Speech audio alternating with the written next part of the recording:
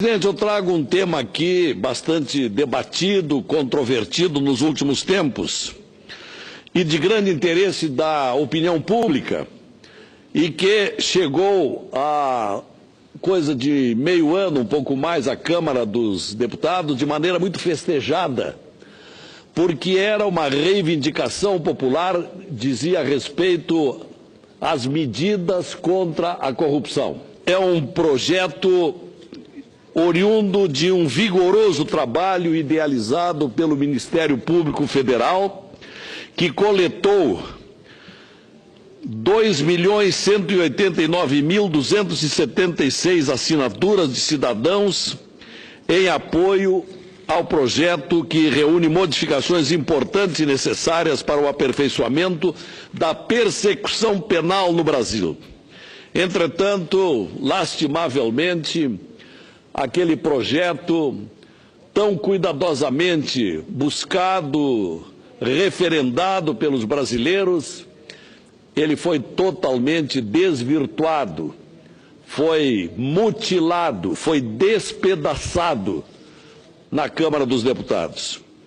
Pois agora nós estamos reabrindo, estamos resgatando, senhor presidente, esse projeto, aquela ideia que quer combater a improbidade administrativa contra agente público, quer combater esses vícios que permeiam a atividade pública no Brasil de forma inaceitável e revoltante nos últimos tempos.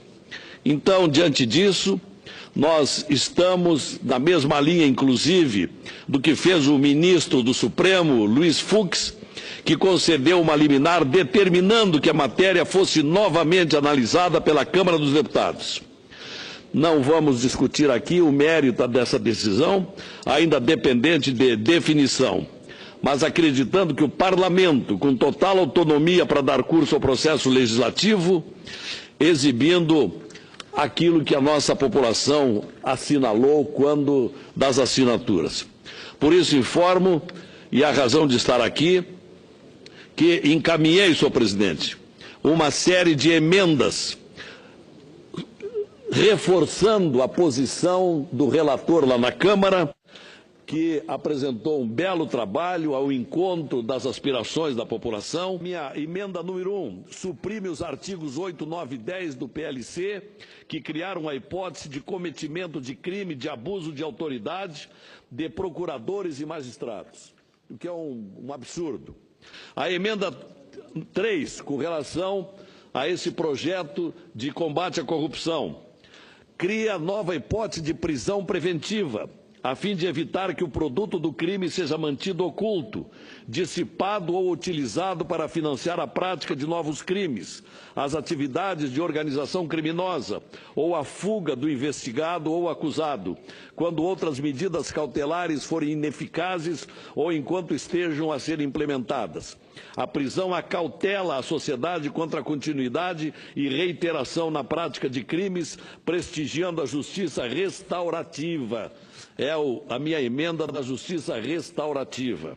A emenda 6 cria o programa de proteção e incentivo a relatos de informações de interesse público.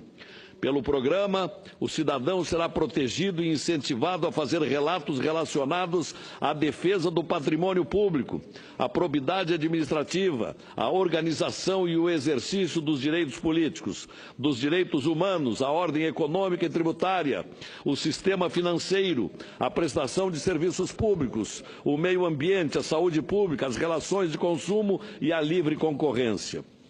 A emenda 7 cria a hipótese de acordo de leniência na lei de improbidade administrativa com a participação do Ministério Público. A emenda 8 criminaliza o enriquecimento ilícito de agentes públicos. A criminalização do enriquecimento ilícito garante que o agente não fique impune, mesmo quando não for possível descobrir ou comprovar quais foram os atos específicos de corrupção praticados. Nunca é demais lembrar que a sociedade brasileira está cada vez mais atenta e participativa dessas questões. Para acabar com o círculo vicioso de corrupção privada e público, é preciso implementar mudanças sistêmicas e estruturais. Dessa forma, é inadiável que essa Casa se debruce sobre essa matéria e avance sobre este tema que a sociedade já demonstrou lhe ser tão caro. Não podemos permitir que conchavos políticos ou conveniências pessoais se sobreponham ao interesse da sociedade na elucidação de crimes que se perpetuam e dilapidam o patrimônio nacional, como ocorreu na Petrobras. Operações como a Lava Jato, que já se afirmam diante da sociedade como símbolo desta luta, não podem ter suas atividades tolhidas ou esvaziadas. Portanto, encareço ao senhor presidente da CCJ, ao senador Edson Lobão, que designe o quanto antes um relator para esse projeto, de forma que possamos ultimar a sua análise o mais breve possível.